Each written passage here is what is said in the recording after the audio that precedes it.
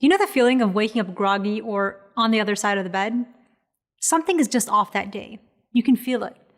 And unfortunately, it's hard to shake off. You feel like today, what's the point? Might as well call it a day. But not all is lost.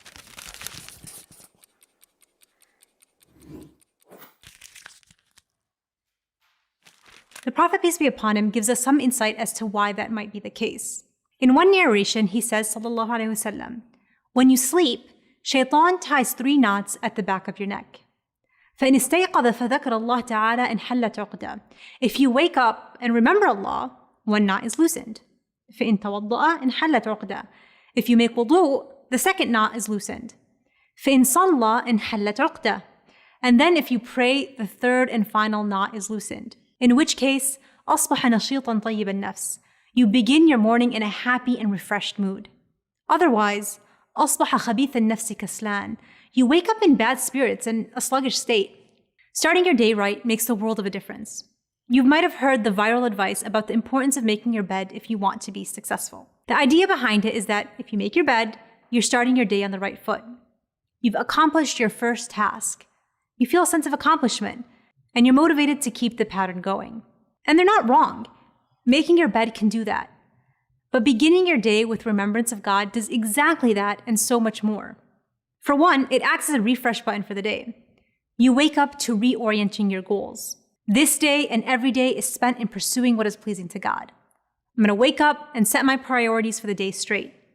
I'm going to wash up and purify myself before spending time in prayer. If you told someone this was a hack to a productive life 10, 20, 30 years ago, chances are they'd roll their eyes and tell you you're wasting your time. But in our day and age, the idea of waking up and starting your day with meditation or mindfulness practices is all the rage. And yet, like everything else, this was a habit the Prophet of God, peace be upon him, instilled in his ummah centuries ago. And when done correctly, in its truest form as we know it through wudu and salah as described in the hadith, Allah subhanahu wa ta'ala gives us the ultimate secret to success. You're guaranteed to start your day in a good mood, feeling refreshed, and ready to tackle the tasks at hand.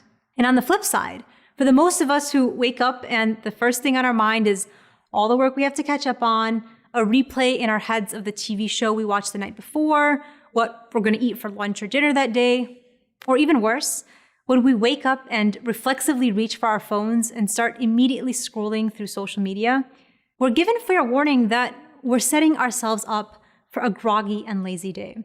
Think about what happens when you get up and immediately remember Allah subhanahu wa ta'ala.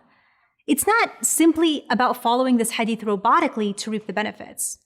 It goes back to the mindset that is so essential to achieving our goals. You wake up, remind yourself of your purpose in life, and derive your energy and motivation through a connection with your Lord. It's only natural that if done with the right intention, you're going to feel energetic and productive. You can say so long to waking up on the wrong side of the bed.